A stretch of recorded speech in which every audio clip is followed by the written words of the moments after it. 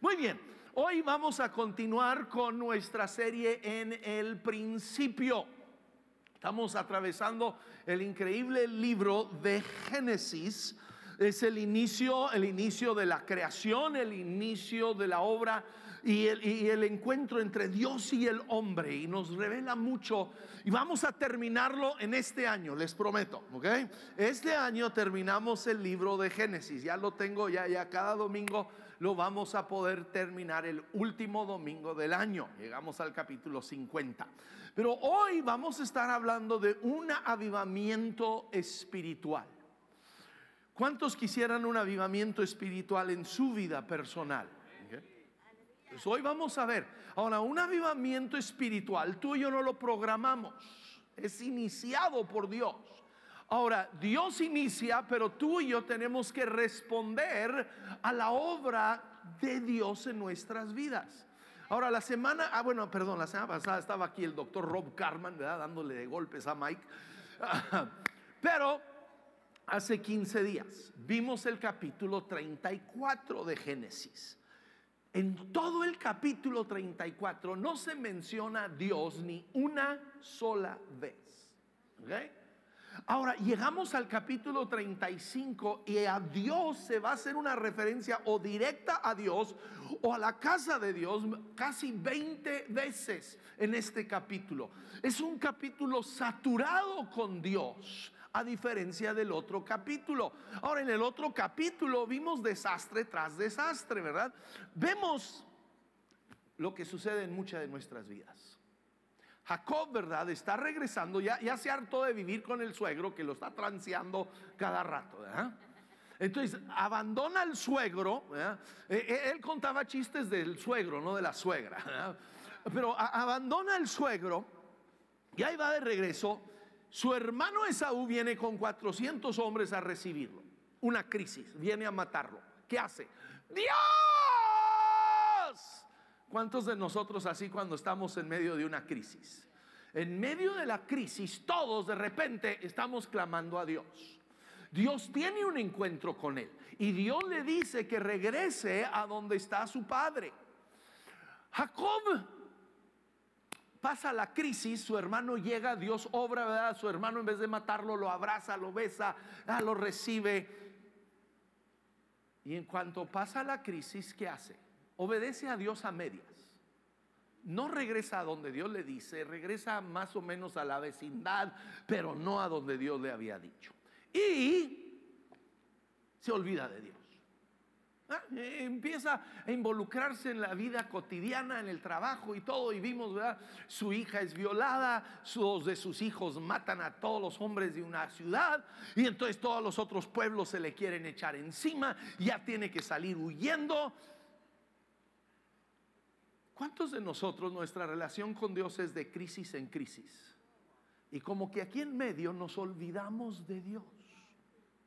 Nos olvidamos de Dios porque pues tengo trabajo, tengo familia, tengo amigos, tengo hobbies, tengo cosas que hacer, y de repente hasta que otra crisis viene a nuestra vida. Y aquí está otra vez en una crisis de todos los pueblos alrededor.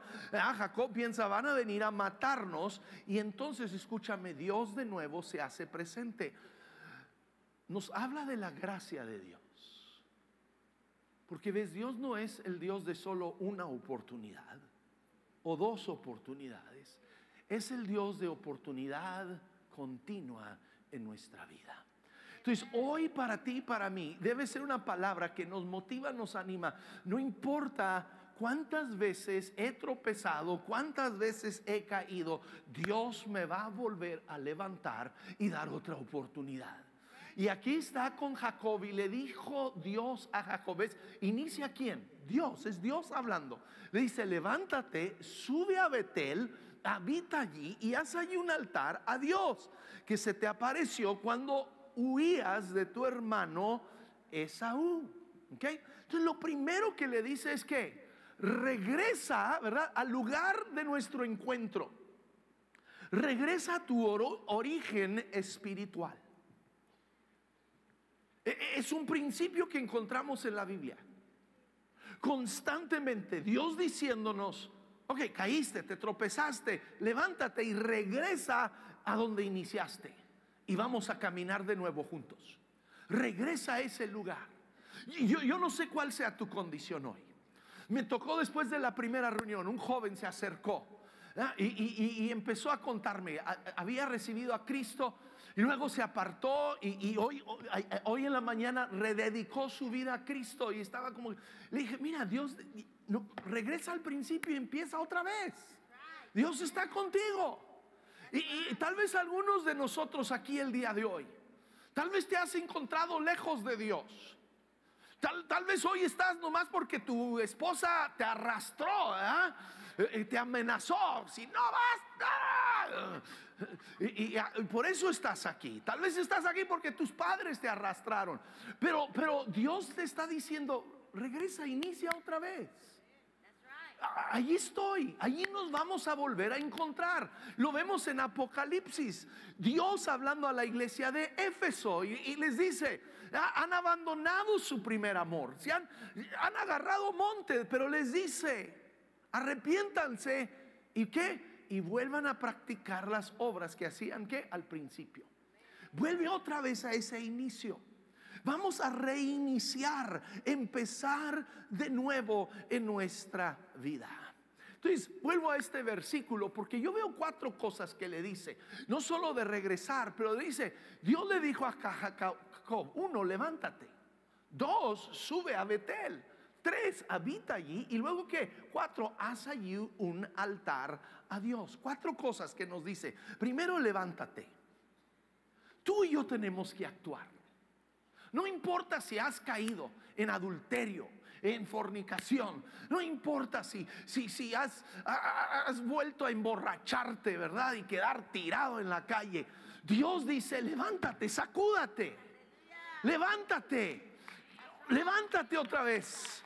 Dice, deja de lamentar tu caída, deja de quedarte ahí tirado. Ay, otra vez, ya la volví a regar. Dios, pobre de mí. No, levántate.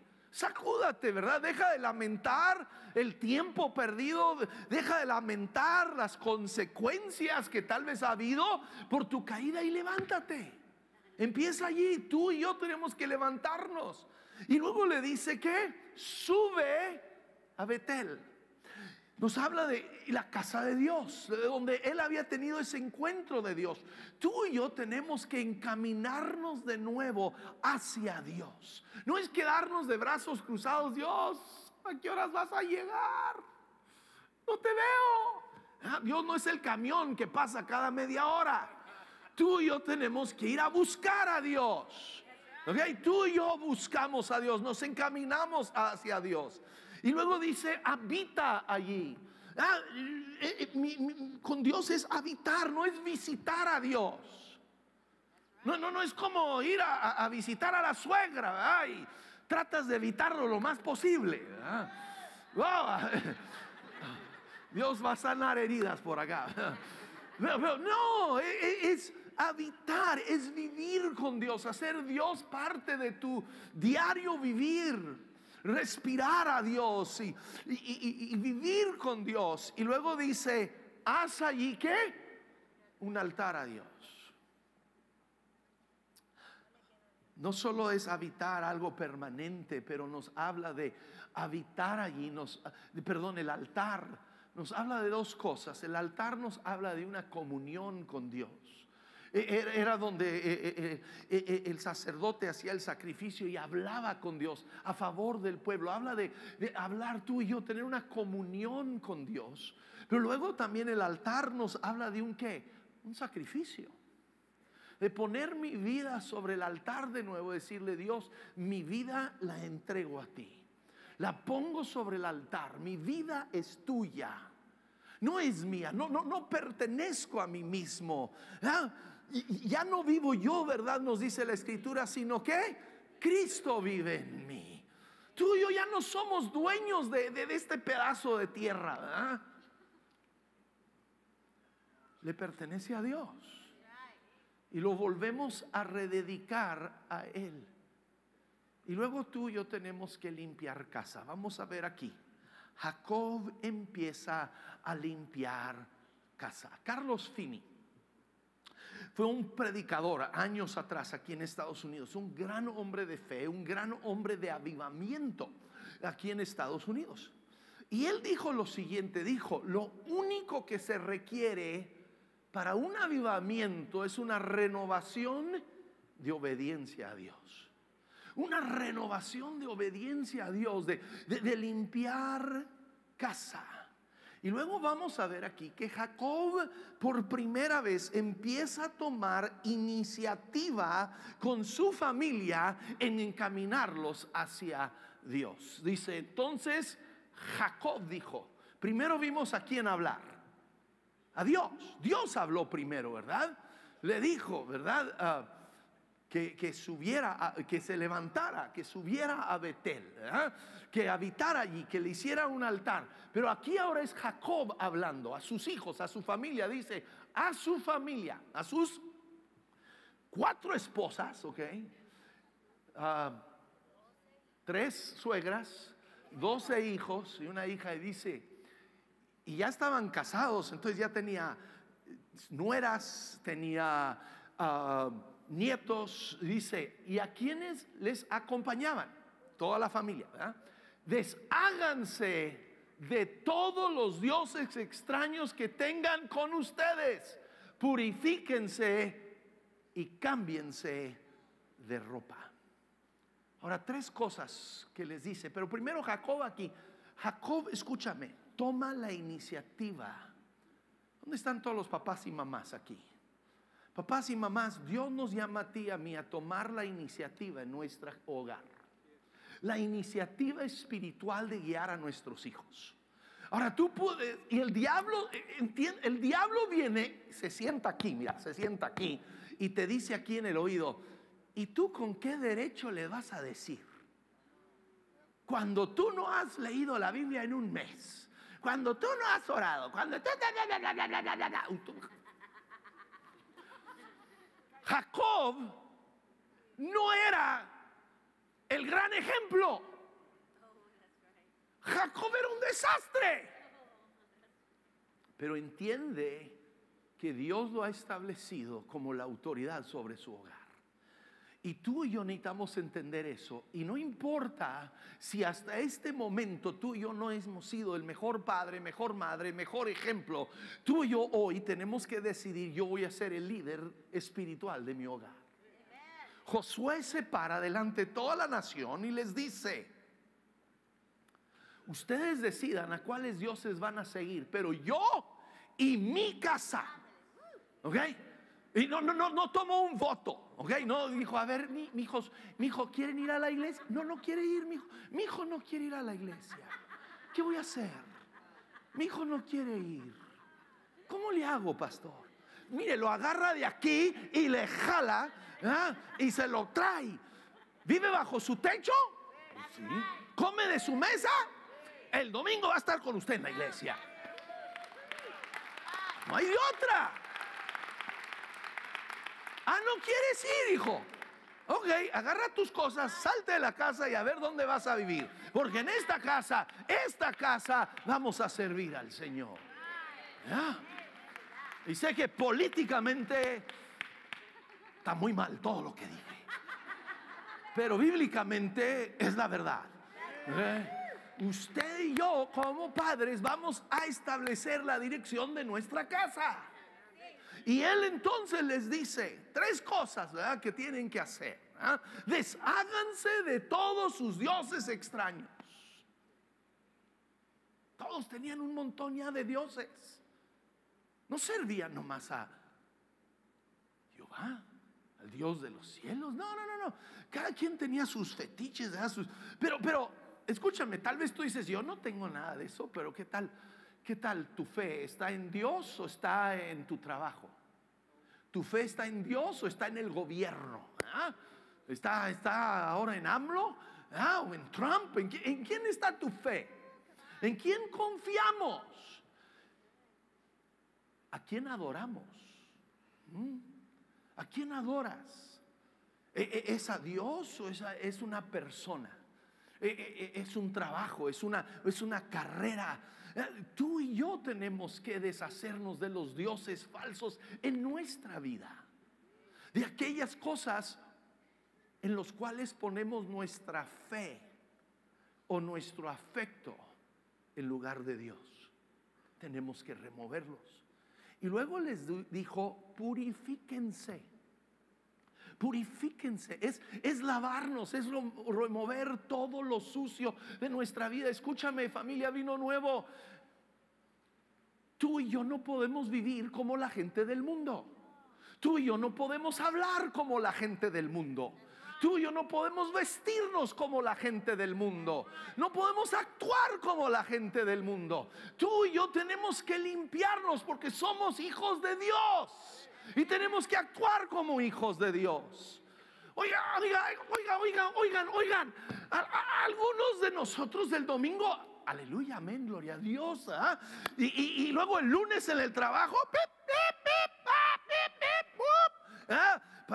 hablamos en lenguas extrañas y no dadas por el Espíritu Santo.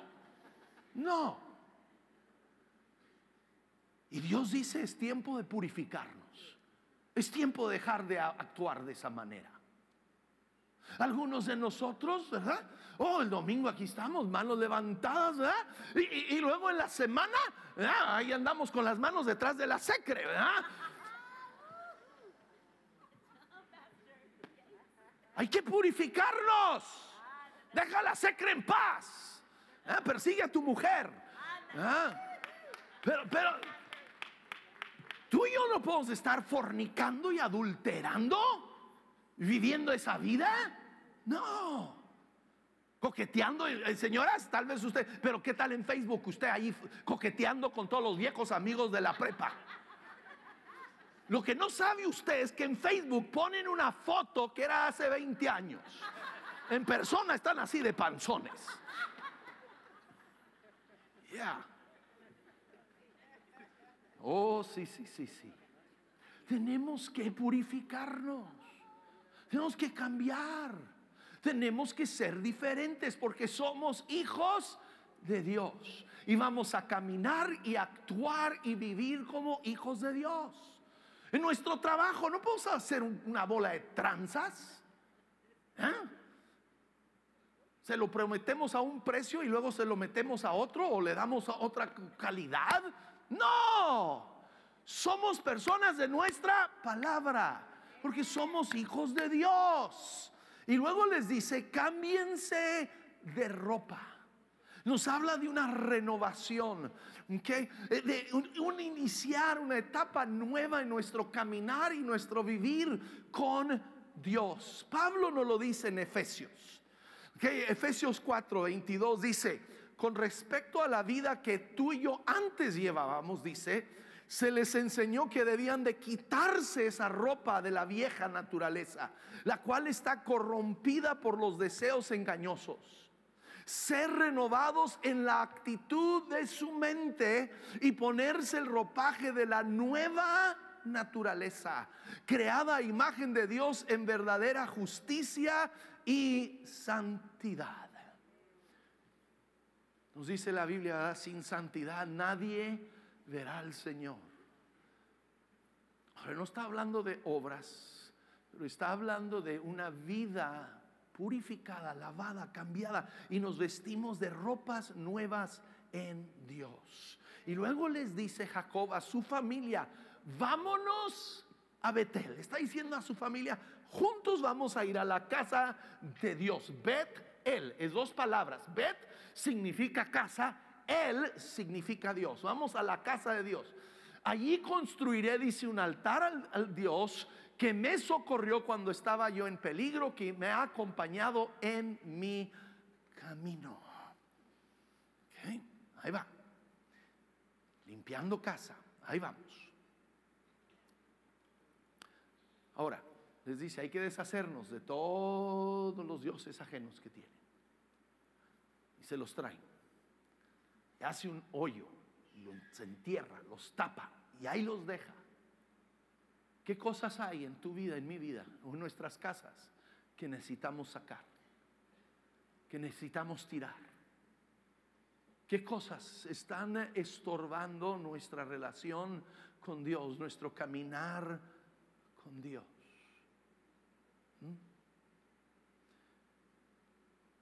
Y luego vemos la protección de Dios sobre su vida. ¿Se acuerdan? Sus 2 hijos mataron a todos los hombres de uno de los pueblos. Y Jacob en parte está huyendo porque teme que lo van a querer matar a él y a su familia. Pero dice Génesis 35:5, cuando partieron nadie persiguió a la familia de Jacob, porque un terror divino se apoderó de las ciudades vecinas. Fue así como Jacob y quienes lo acompañaban llegaron a Luz, es decir, Betel, en la tierra de Canaán. Cuando tú y yo ponemos nuestra vida en orden con Dios, hay una protección de Dios sobre nuestras vidas. Proverbios 16:7 nos dice: cuando los caminos del hombre son agradables al Señor, aún sus enemigos hace que estén en paz con Él. ¿Tienes enemigos que quisieran acabar contigo? Ponte en paz con Dios. Arréglate con Dios y Dios se encarga de esos enemigos. Salmos 91, todos lo conocemos, ¿verdad? Un salmos que nos habla de la protección de Dios, pero dice, ves, el verso 1 es la clave y dice: el que habita, ¿qué? Al abrigo del Altísimo, morará bajo la sombra del Omnipotente. Y empieza a hablar de su protección y cómo estamos bajo sus alas, y 1000 caerán a nuestro lado, 10,000 a nuestra diestra, a nosotros no nos llegará. Pero todo inicia con esa primera parte: el que habita, ¿qué? Al abrigo del Altísimo. Tú y yo tenemos que poner nuestra vida debajo de Dios, en la mano de Dios, para vivir bajo la protección de Dios. Y luego dice: llegó allí, erigió un altar y llamó ese lugar El Betel, porque allí se había revelado Dios cuando escapaba de su hermano Esaú. Ahora recuerden, Betel significa ¿qué? Bet es casa, él es Dios, casa de Dios. Pero ahora le cambia el nombre y le pone él, que es ¿quién? Dios, Dios de la casa de Dios. ¿Ves? Tú y yo tenemos que entender que lo más importante es quién está en la casa, no la casa. ¿Ves? Podemos construir catedrales, podemos construir templos, podemos construir sinagogas, pero si Dios no está dentro de ellos, no importa qué lujosos los hagamos, qué bonitos los hagamos, de nada sirve. Lo que importa es que Dios esté en la casa.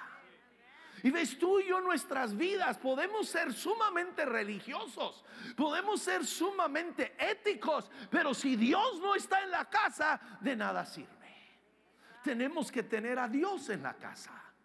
Ese es el problema. Mucha gente va a Israel, ¿verdad? Y que se quieren traer de la Tierra Santa, ¿verdad?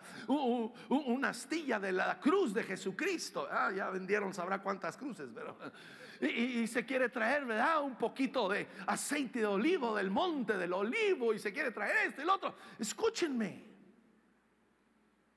Jerusalén, Betlén, esos lugares no son sagrados. Lo que es sagrado es el que habitó allí, el que vivió allí hace 2000 años. Nuestra fe está en Él, y lo que necesito es a Dios en mi casa, en mi vida. El que está en la casa es lo importante. El que está en la casa es lo que lo hace, le da valor. Entonces, si te trajiste una astilla de la cruz de Jesús, pues sorry, no hay nada especial en esa astilla, aunque sea de la cruz genuina. No tiene valor. El que tiene valor es el que colgó en esa cruz, ¿okay?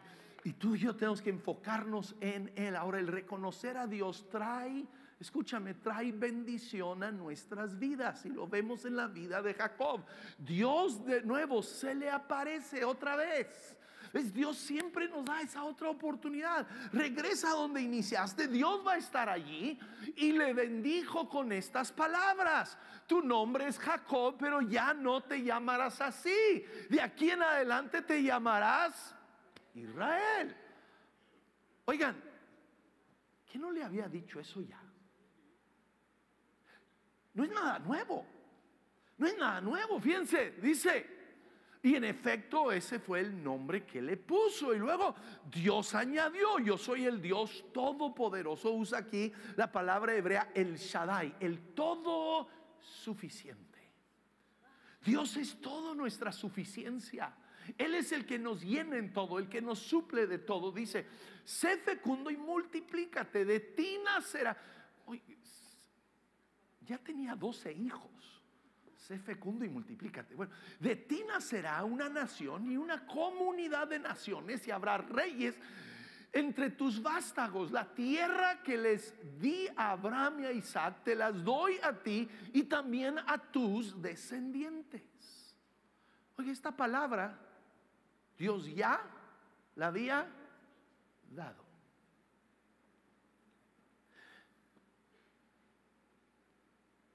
Dios ya le había dicho que su nombre no sería Jacob, que sería Israel. Dios ya había hablado a Abraham y a Isaac que Él les iba a dar esa tierra, que sus descendientes serían naciones, que de ellos saldrían reyes, por medio de ellos bendeciría a todas las naciones de la tierra. Todo lo que Dios le acaba de decir a Jacob ya lo había dicho. Escúchame, porque muchas veces nosotros ahí andamos para todos lados buscando una nueva revelación. Mira, acá hay una nueva revelación. Hay un predicador acá que trae algo nuevo. Hay que ir a ver lo nuevo. Hay que ir a escuchar lo nuevo. Acá nos están hablando de los ángeles, que esto, y por acá de esto. Y ahí andamos, ¿verdad? Como tontitos, buscando una nueva revelación. La Biblia nos dice que no hay nada nuevo bajo la tierra.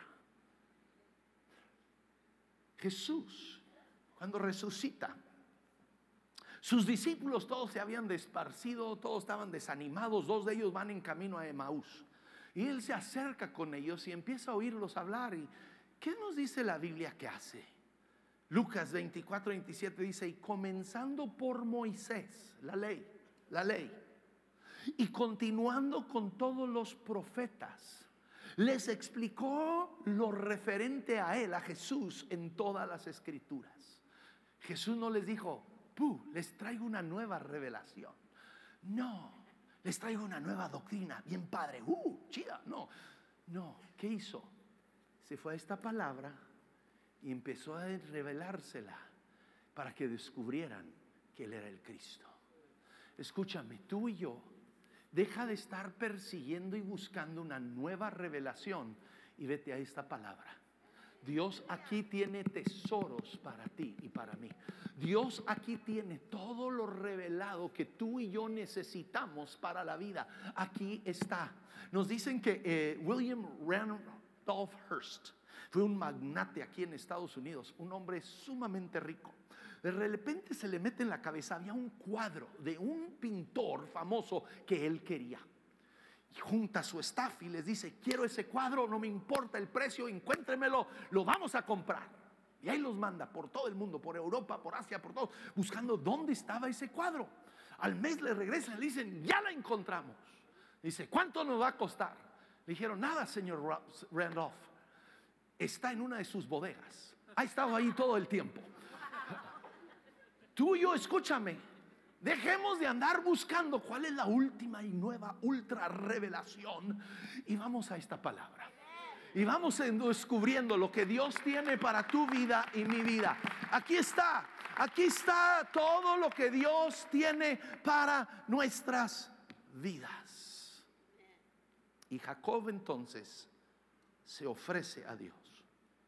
Dice: Jacob erigió un pilar en el lugar donde Dios había hablado con él, un pilar de piedra, y derramó sobre él una libación. Es una ofrenda de líquido, es derramar tal vez un vino fino sobre el altar o algún líquido. Y luego también derramó sobre él aceite. Esa ofrenda de líquido nos habla de vaciarnos. Porque vaciabas el cántaro, vaciabas el objeto en el cual tenían el líquido, lo vaciabas.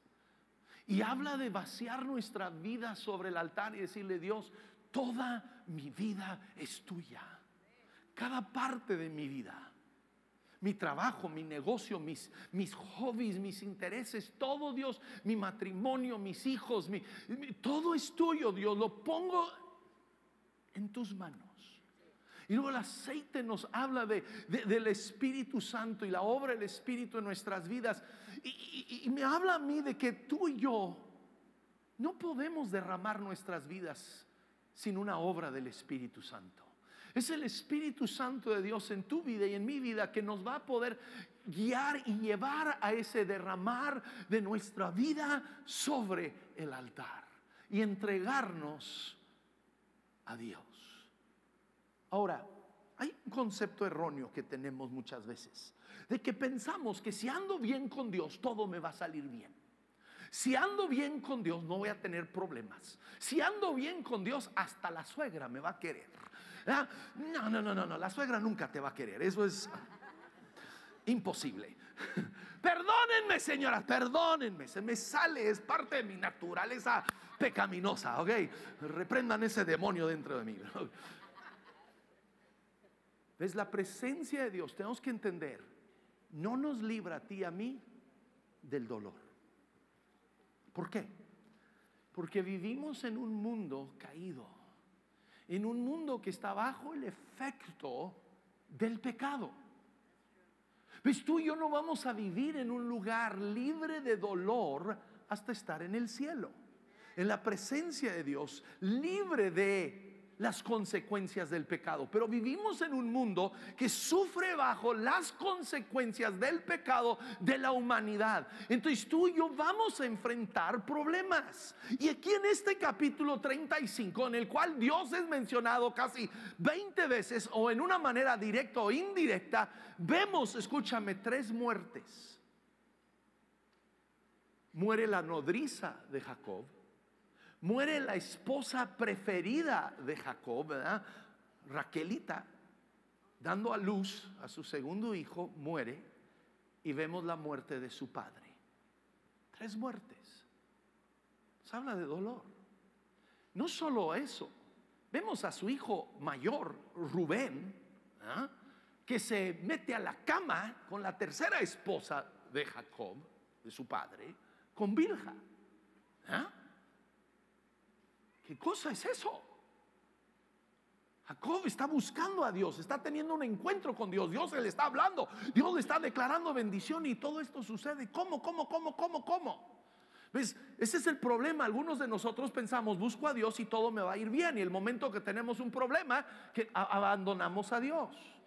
Dios no nos promete una vida sin problemas, pero Dios promete estar con nosotros en medio de las dificultades. Jesús le dice a sus discípulos, yo les he dicho estas cosas. Es Juan 16:33, para que lo apuntes. Dice, yo les he dicho estas cosas para que en mí hayan paz. ¿En dónde hallamos paz? En Jesús. No en las circunstancias perfectas. No. En Él está nuestra paz. Dice, en este mundo enfrentarán aflicción, pero anímense, yo he vencido al mundo. ¿Ves?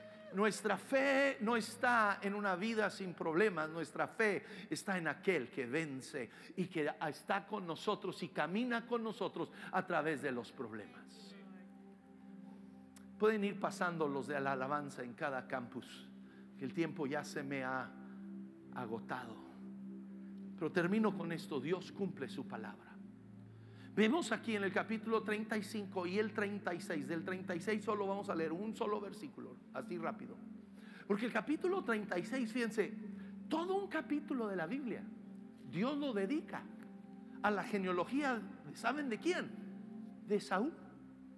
Esaú, este hombre que realmente no le importaron las cosas de Dios, pero Dios, por su palabra a Abraham y a Isaac, bendice a Esaú. Lo bendice, y vemos allí, dice que él y dice los dos, Jacob y Esaú, habían acumulado tantos bienes que no podían estar juntos. La tierra donde vivían no bastaba para alimentar al ganado de ambos. Dios bendice a Esaú y a Jacob económicamente, y Dios bendice las generaciones de Esaú. ¿Por qué? Porque Dios cumple su palabra aun cuando tú y yo no la cumplimos. Wow. Y luego, ¿se acuerdan que le dijo a Jacob: tu nombre ya no será Jacob, tu nombre será ¿qué? Y de ti saldrá una nación. El día de hoy hay una nación en el Medio Oriente. ¿Cómo se llama? Porque Dios cumple su palabra. Aún a un hombre como Jacob, un hombre en veces tranza, en veces mandilón, en veces débil, en veces temeroso, pero Dios cumple su palabra. La nación de Israel hoy es un testimonio al cumplimiento y la fidelidad de Dios. Dijo: tus generaciones serán bendecidas. Israel, la verdad, es una nación pequeña.